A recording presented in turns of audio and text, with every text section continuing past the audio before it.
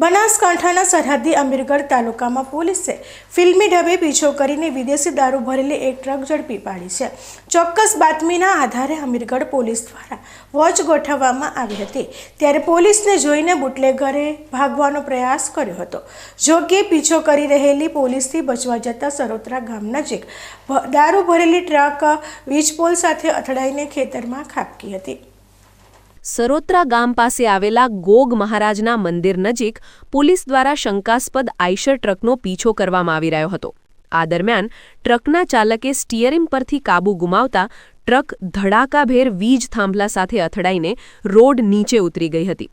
અકસ્માત સર્જાતા જ ચાલક અંધારાનો લાભ લઈને નાસી છૂટ્યો હતો। અમીરગઢ પોલીસે ઘટના સ્થળે પહોંચીને ક્રેન દ્વારા ટ્રકને બહાર કાઢી હતી અને પોલીસ મથકે લાવી તપાસ હાથ ધરી હતી। ટ્રકની તલાશી લેતા તેમાંથી રાજસ્થાન પાસિંગની દારૂ અને બિયરની કુલ 4752 બોટલો મળી આવી હતી। પોલીસે 17 લાખથી વધુનો દારૂ અને 7 લાખની કિંમતની ટ્રક મળી કુલ 24,37,000થી વધુનો મુદ્દામાલ જપ્ત કર્યો છે। અમીરગઢ પોલીસની આ સતર્કતાને કારણે બૂટલેગરોમાં ફફડાટ વ્યાપી ગયો છે।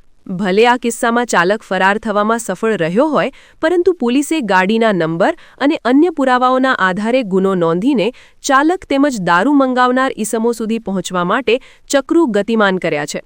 સરહદી વિસ્તારમાંથી મોટા પાયે દારૂ ઘુસાડવાના બૂટલેગરોના મનસૂબા પર પોલીસે પાણી ફેરવી દીધું છે અને આગળની કાયદેસરની કાર્યવાહી તેજ કરી છે।